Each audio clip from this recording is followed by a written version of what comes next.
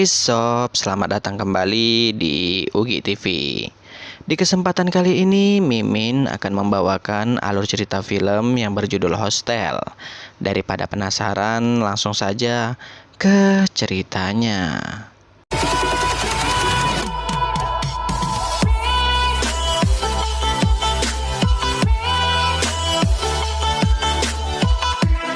Di awal film kita akan diperlihatkan tiga orang backpacker yang bernama Paxton, Josh, dan Ollie. Paxton dan Josh adalah orang Amerika, sedangkan Ollie orang Islandia. Saat ini mereka sedang berada di Amsterdam, Belanda. Mereka bertiga ini sangat suka dengan dunia malam, terutama dengan wanita malam. Singkat cerita, pada suatu hari, mereka bertemu dengan seorang pria yang bernama Alex. Lalu mereka pun ngobrol-ngobrol santai. Di sana Paxton menceritakan mereka berkeliling Eropa hanya untuk mencari wanita malam. Kemudian Alex pun menawarkan ke mereka untuk pergi ke sebuah hostel di Slovakia. Di sana banyak perempuan yang tergila-gila dengan pria asing, terutama dengan pria Amerika. Awalnya Paxton dan Josh menolak tawaran Alex. Lalu Alex menunjukkan foto-fotonya bersama para wanita sewaktu dirinya berada di Slovakia. Akhirnya ketiga pria mesum ini pun tertarik untuk pergi ke hostel di Slovakia. Saat di perjalanan mereka bertemu dengan seorang pria tua. Dia bernama Edward. Di sana Edward menunjukkan foto anaknya yang bernama Zaskia. Kemudian Edward menceritakan bahwa di Slovakia banyak wanita yang kesepian. Karena mendengar kata-kata Edward ini, mereka bertiga pun semakin tak sabar untuk segera sampai di Slovakia. Singkat cerita saja, mereka pun sampai di sebuah hostel di Slovakia. Anehnya di hostel ini mereka harus berbagi kamar dengan turis lainnya. Ternyata teman sekamar mereka adalah dua orang wanita, yaitu Natalia dan Svetlana.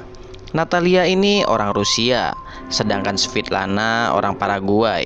Pada malam harinya mereka pergi ke klub malam bersama teman satu kamar mereka. Di sana Ollie berkenalan dengan seorang wanita yang bernama Vala. Tak lama setelah itu Josh pergi ke keluar klub untuk mencari udara segar.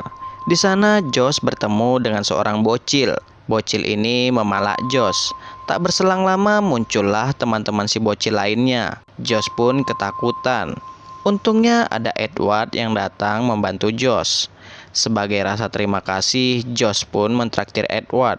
Setelah itu Josh pulang ke hostel dan mantap-mantap dengan teman satu kamar mereka. Kemudian Vala mengajak Ollie untuk mantap-mantap di spa. Di pagi harinya, di saat Josh dan Paxton terbangun, mereka belum melihat Ollie kembali ke kamar mereka. Josh dan Paxton pun mulai mencari Ollie. Lalu mereka bertanya ke resepsionis hotel tentang keberadaan Ollie. Resepsionis ini mengatakan bahwa Ollie sudah check out pagi ini. Mereka sebenarnya tak percaya dengan apa yang dikatakan resepsionis ini. Lalu Paxton mencoba meninggalkan pesan suara via telepon ke Ollie, sedangkan Josh meninggalkan catatan untuk Ollie ke resepsionis ini. Mana tahu saja Ollie kembali lagi ke hostel ini. Lalu ada seorang wanita Jepang yang bernama Kana menunjukkan foto Ollie dan temannya ke Paxton dan Josh. Paxton meminta foto itu dikirim ke ponselnya. Kemudian mereka berkeliling kota untuk mencari Ollie. Lalu mereka berdua dipalak lagi oleh para bocil ini. Hingga pada akhirnya mereka berjumpa dengan seorang pria mengenakan jaket Ollie. Josh dan Paxton pun mengejar pria ini. Namun pria ini bukanlah Ollie. Setelah itu Paxton mendapat SMS dari Ollie. Ollie mengatakan bahwa ia sudah pulang. Ternyata yang mengirim SMS itu bukanlah Ollie, melainkan seorang psikopat yang sudah membunuh Ollie. Setelah itu mereka kembali ke hostel. Di sana Josh mencoba menelpon Ollie. Itu dikarenakan Josh masih belum percaya bahwa Ollie kembali ke negaranya. Tak lama kemudian datanglah Natalia dan Svetlana. Mereka mengajak Josh dan Paxton untuk bersenang-senang. Namun Josh menolak. Kemudian Paxton mencoba menenangkan pikiran Josh. Setelah pikiran Josh tenang, mereka pun pergi bersenang-senang. Namun sebelum pergi, Josh meninggalkan catatan lagi ke resepsionis ini. Di saat Josh mabuk berat, ia memutuskan untuk kembali ke hostel sendirian. Kembali ke Paxton. Di saat Paxton mabuk berat, ia ingin pergi ke toilet. Namun Paxton malah salah masuk ruangan. Hingga pada akhirnya ia terkunci di ruangan itu. Paxton berteriak minta tolong. Tapi karena suara musik yang terlalu keras, jadi tak ada satu orang pun yang mendengar suara Paxton. Keesokan harinya di saat Josh terbangun, ia sudah berada di sebuah ruangan. Kaki dan tangan Josh sudah diborgol. Terlihat di sana ada seorang psikopat yang akan menyiksa Josh. Kemudian psikopat ini mengebor tubuh Josh. Ternyata psikopat ini adalah Edward. Edward sangat ingin menjadi ahli bedah, tapi dewan pengurus tak pernah menyetujuinya. Lalu Josh memohon ke Edward agar melepaskan dirinya. Namun Edward malah memotong urat nadi di kaki Josh. Setelah itu Edward melepaskan borgol Josh. Dengan sekuat tenaga Josh pun berusaha untuk melarikan diri. Namun pada akhirnya Edward tetap membunuh Josh.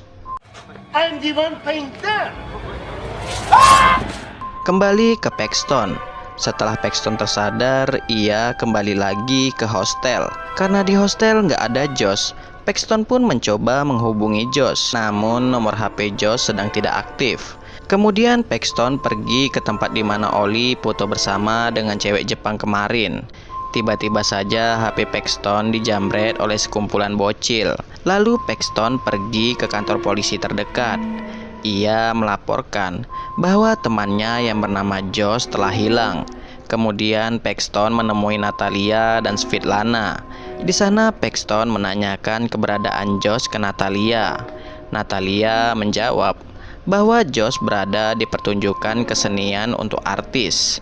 Kemudian Paxton minta diantar ke tempat tersebut.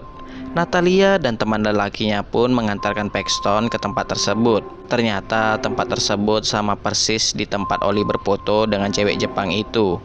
Awalnya Paxton tak percaya itu tempat pertunjukan kesenian.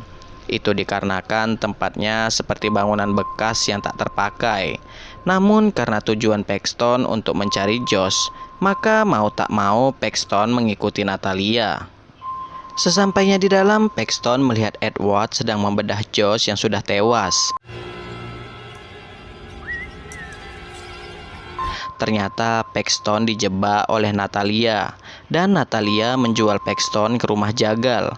Lalu Paxton diseret oleh dua orang pria bertubuh besar, dan Paxton dimasukkan ke sebuah ruangan. Tak hanya itu saja, kaki dan tangan Paxton pun juga diborgol. Sedikit informasi, rumah jagal ini selalu mencari korban orang asing. Lalu si korban akan dijual ke para psikopat yang tidak dapat korban. Tentu saja dengan harga yang sangat tinggi. Biasanya psikopat yang datang ke sini adalah orang kaya raya. Sebagai contohnya adalah Edward. Dia ingin jadi ahli bedah, tapi dia tak mendapatkan tubuh manusia sebagai alat bahan bedahnya. Alhasil Edward datang ke rumah jagal ini untuk mencari korbannya. Lalu datanglah psikopat yang akan menyiksa Paxton. Di sana Paxton memohon untuk dilepaskan. Seperti biasa psikopat ini tak peduli. Lalu psikopat ini ingin menembak Paxton. Namun psikopat ini mengurungkan niatnya untuk menembak Paxton. Lalu psikopat ini mengambil mesin gergaji untuk membunuh Paxton. Saat akan dibunuh, Paxton malah muntah. Alhasil psikopat ini membatalkan aksinya untuk sementara waktu. Setelah itu, psikopat ini memotong beberapa jari Paxton dengan mesin gergaji. Kemudian psikopat ini terpleset, sehingga mesin gergajinya mengenai tubuhnya sendiri.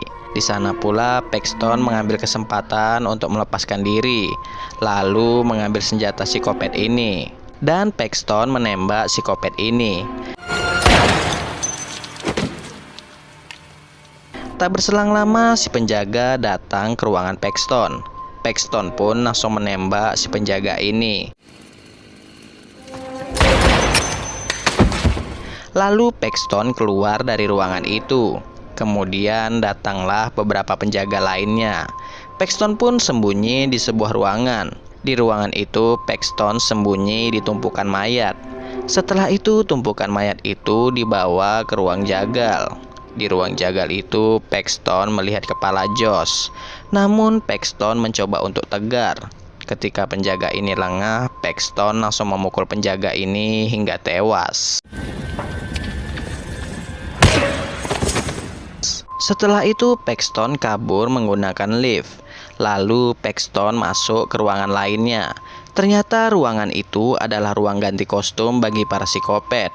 Dari jendela Paxton melihat ada polisi. Ternyata polisi ini bekerja sama dengan rumah jagal. Di saat Paxton mengganti baju, tanpa sengaja Paxton menemukan daftar list harga para korban. Seketika itu juga ada salah satu penjaga mengetahui bahwa Paxton sudah berhasil kabur. Lalu ada seorang psikopat yang akan bersiap-siap membunuh korbannya. Kemudian psikopat ini meminta penilaian tentang penampilannya sama Paxton. Sebelum pergi, psikopat ini meninggalkan senjatanya di ruang ganti itu.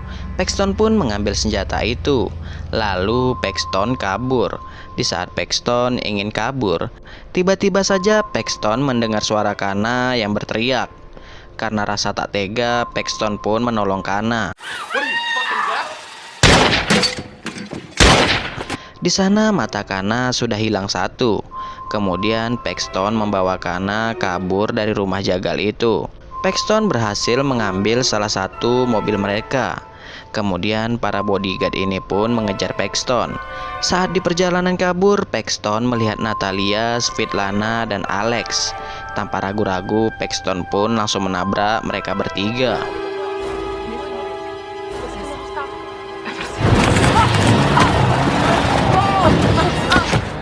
Kemudian Paxton dihadang oleh sekumpulan bocil. Secara tak sengaja, Paxton menemukan satu plastik permen di dalam mobil itu. Lalu Paxton memberikan permen itu kepada bocil ini. Sedangkan bodyguard yang mengejar Paxton tadi, mereka juga dihadang oleh para bocil ini. Si bocil ini pun membunuh para bodyguard ini. Saat di perjalanan kabur, Paxton melihat ada polisi yang sedang mencari keberadaannya. Lalu Paxton melanjutkan pelariannya dengan berlari menuju ke stasiun kereta api. Di sana sudah banyak para polisi dan bodyguard yang mencari dirinya. Kemudian Paxton melihat ada sebuah kotak barang. Rencananya Paxton akan masuk ke kotak barang itu. Namun si Kana yang melihat wajahnya yang sudah hancur, ia memilih untuk bunuh diri. Akhirnya Paxton berhasil kabur dengan menaiki kereta api. Saat di kereta api, tanpa sengaja Paxton mendengar suara Edward. Setelah kereta sampai tujuan, Paxton melihat Edward bersama anaknya. Lalu Edward dan anaknya pergi ke toilet. Di sana Paxton lebih memilih menculik anak Edward daripada membunuh Edward. Dan cerita pun selesai. Jika terdapat kesalahan, saya minta maaf.